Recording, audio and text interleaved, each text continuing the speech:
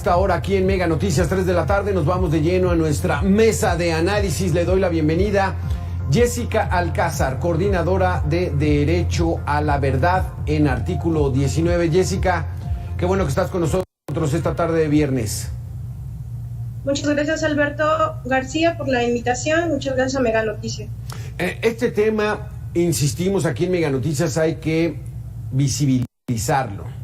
Que la gente entienda que es un verdadero drama, más de 103,000 personas desaparecidas que urge encontrarlas para que la gente esté tranquila, sus familiares. Es un doble o triple drama, Jessica, el que viven las madres de familias, ¿no es así? Claro, y la cifra viene creciendo día a día y las exigencias por parte de los colectivos, de la sociedad civil, está en la necesidad del esclarecimiento de estas desapariciones y sobre todo conocer la información de estas desapariciones, porque todavía aún hay una incertidumbre en las cifras, a pesar de que tenemos este registro y el Sistema Nacional de Búsqueda de Personas Desaparecidas. Las cifras, digamos, siguen siendo con una incertidumbre, porque sabemos que son cifras oficiales y hay una desconfianza también de cómo se hace esta metodología de las cifras, ¿no? Aquí, no sé, este es un ejercicio complicado que puede rayar incluso en la especulación, Jessica, pero nos han comentado en diferentes entrevistas que la cifra negra es brutal en la cuestión de los desaparecidos. Si el gobierno nos está diciendo que está arriba de 103,000, ¿se podría estimar qué porcentaje de cifra es cifra negra de estos más de 100,000 desaparecidos? Es que ese justo es el problema. A pesar que hay datos abiertos, hay una necesidad de contrastar y verificar esa información. Aún no sabemos, por parte de la Comisión Nacional de Búsqueda, la metodología del registro.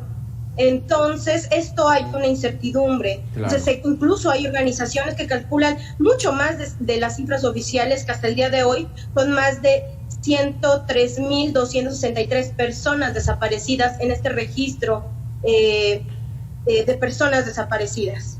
Jessica, permíteme que le demos la bienvenida a Delia Quiroa, activista, defensora de derechos humanos, vocera de la Unión de Colectivos de Madres Buscadoras en Tamaulipas y amiga de Mega Noticias. ¿Cómo estás, Delia? Me da mucho gusto saludarte.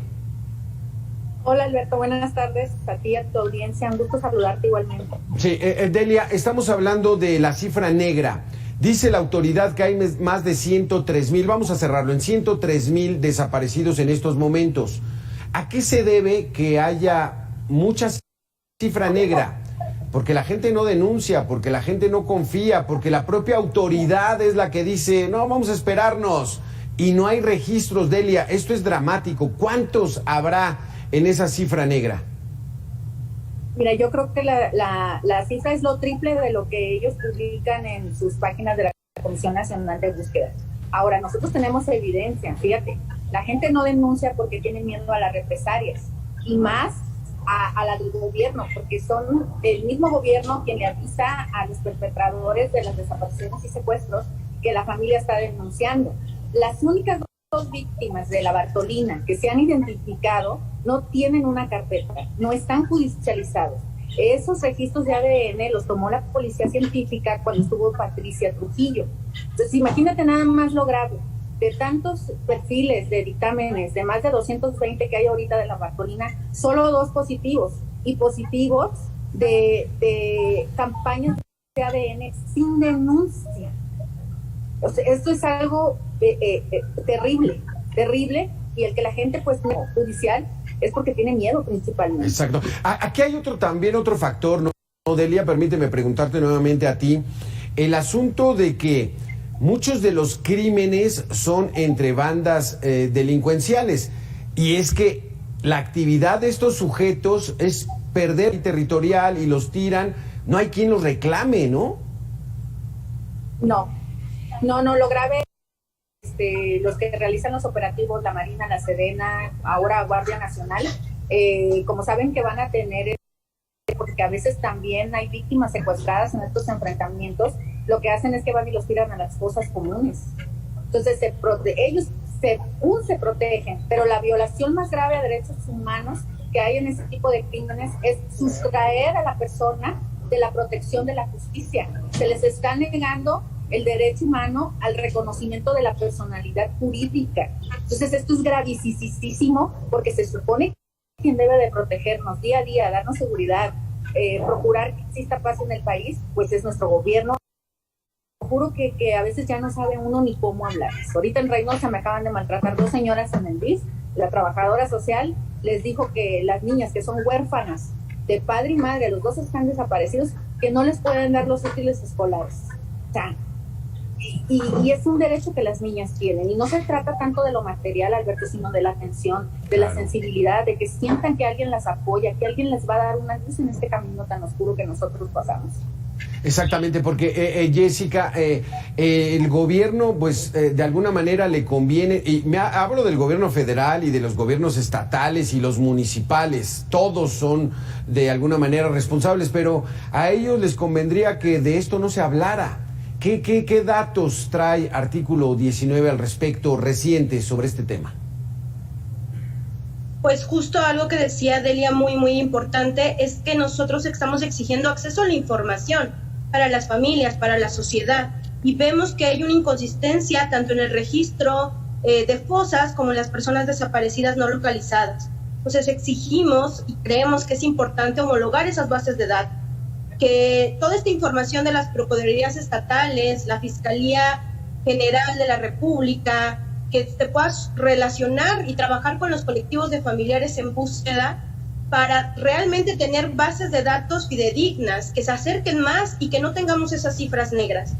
También es importante, esto que comenta Delia, es una falta de rigor y confianza por parte del Estado en cuanto a las cifras, tanto de personas desaparecidas, pero también de fosas clandestinas, ¿no? Y fosas también legales. Recordaremos el caso de Morelos, donde había fosas comunes del Estado donde encontramos que también se utilizaban para los grupos delincuenciales, ¿no?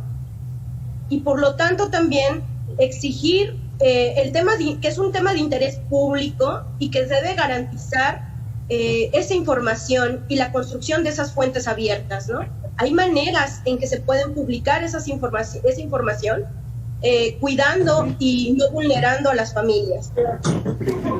Delia, recientemente hubo una nota donde madres desesperadas le reclamaron al secretario de Gobernación, Adán Augusto López, le dijeron no confiamos en usted, y él se voltea y les dije pues yo tampoco confío en ti, vamos a ponernos de acuerdo. ¿Cómo está la situación cuando el gobierno actual, una de sus banderas principales era eso, supuestamente, el atender a las personas que fueran víctimas de delito, ayudar a los desaparecidos, porque una de sus banderas era la guerra sucia, no a que el gobierno desaparezca personas? ¿Qué han hecho ahora? No han hecho nada, y son cínicos, y groseros, irrespetuosos. De veras que me gustaría, que Dios me perdone, pero que un día me gustaría que uno de ellos pasara por lo que nosotros estamos pasando, para que sientan lo que es tener un familiar secuestrado y o desaparecido. En serio, que no tienen una calidad humana.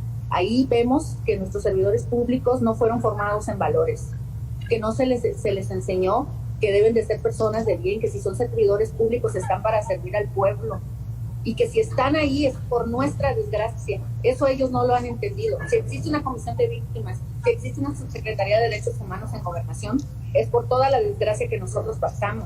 Y lo que queremos que la sociedad en general entienda es que tenemos que respetarnos y tratarnos como hermanos, como dice la Comisión Americana de Derechos Humanos. Porque el día que nosotros aprendamos a respetarnos y a convivir en paz, no vamos a necesitar a ningún funcionario corrupto de los que tenemos en el gobierno. Eso es lo que tiene que entender la gente también, que debemos de tratar de dirigirnos lo mejor posible y lo más correcto en nuestra vida, para que no necesitemos este tipo de gente que esté lucrando con nuestro dolor y nuestra desgracia. Jessica, ¿cuál podría ser el balance de esta subsecretaría que encabeza Alejandro Encinas de comprometerse a dar solución en la mayoría de los casos? ¿Cómo va avanzando esta intención del gobierno?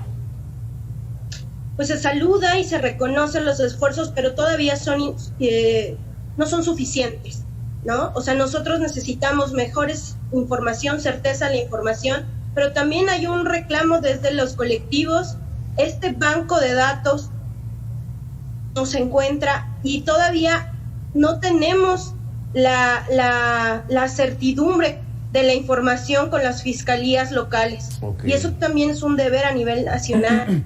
Y creemos que todavía falta bastante. Entonces, ¿quieres decir, Jessica, que los colectivos de mujeres buscadoras, todas esas organizaciones que verdaderamente están apoyando la desesperación de estas madres y tratarlas de ayudar a encontrar a sus seres queridos, no tienen acceso a información oficial? Sí hay una información oficial, pero es una información sesgada, es una información que no viene completa. No conocemos toda la metodología de estos registros, tanto el Registro Nacional de Fosas como el Registro Nacional de Personas Fallecidas No Identificadas.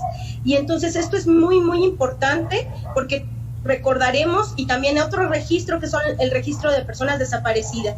Entonces, no tenemos claridad en la información. Estas bases de datos no nos dicen las metodologías y cómo se extraen de manera local, y solo tenemos de manera estadística. Esto es una necesidad y creemos que es importante los avances en la publicación de estos datos, pero no son todavía suficientes a la catástrofe que estamos viviendo y que las familias día a día viven, y ellas necesitan información.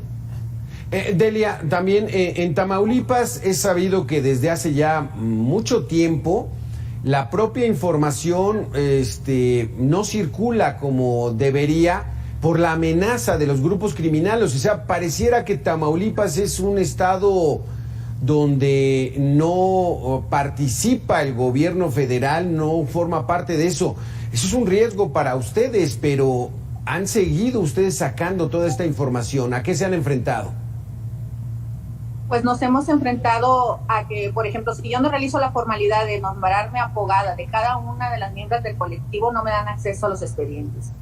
Nosotros en lo personal, hacemos nuestras estadísticas y a veces hemos dado con personas, pero de la información que tenemos, porque son miembros del colectivo de nosotros o estamos hermanadas con otros colectivos. Compartimos la información y así es como damos con el paradero de las personas.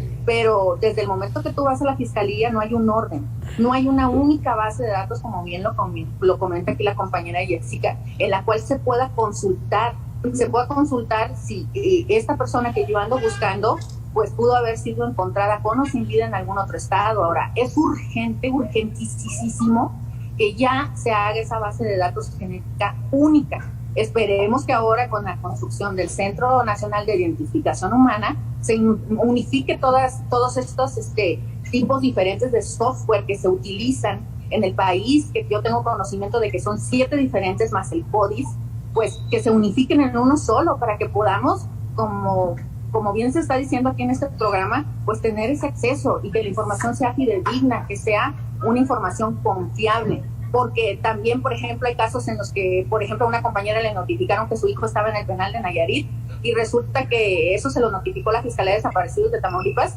y al final salió que el muchacho nunca había estado ahí. Ahora, hay otra forma de operar, las autoridades los arrestan, los liberan y saliendo de ahí de las fiscalías se los lleva el crimen organizado.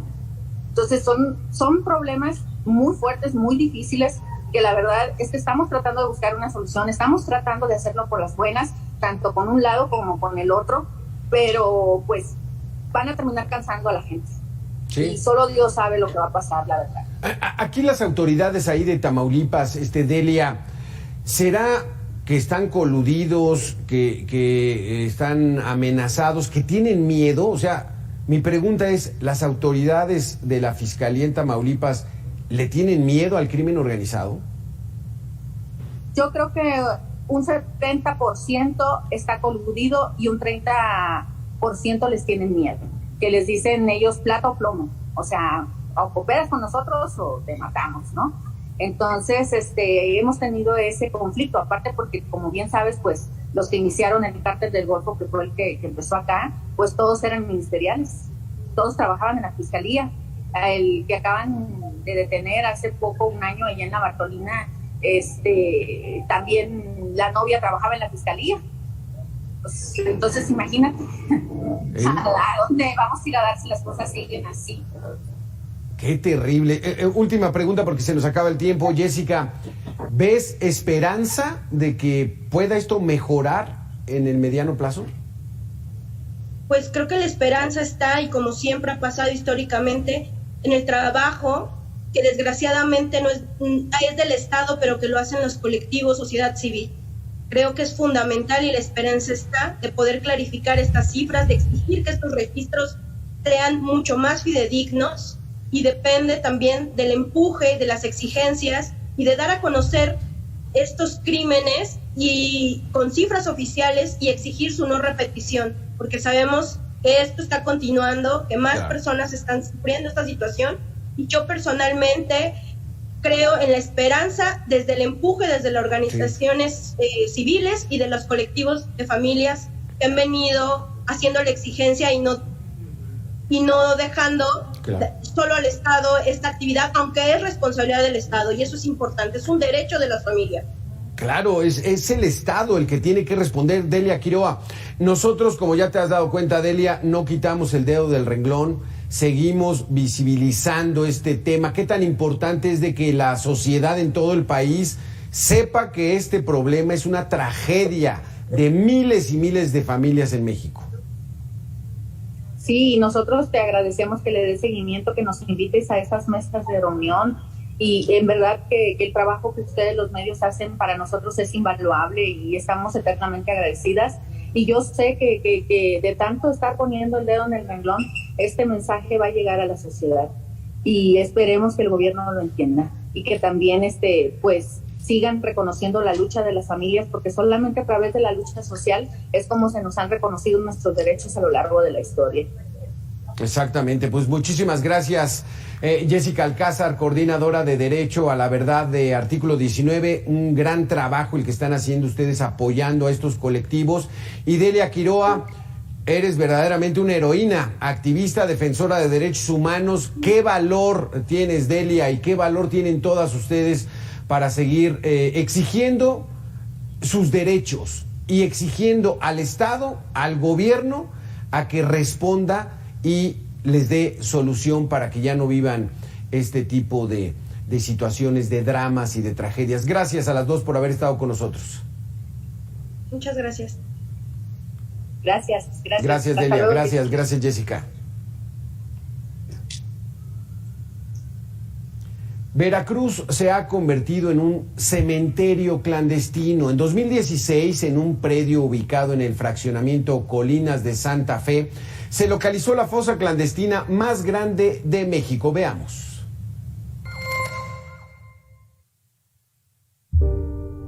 Consciente del desinterés de las autoridades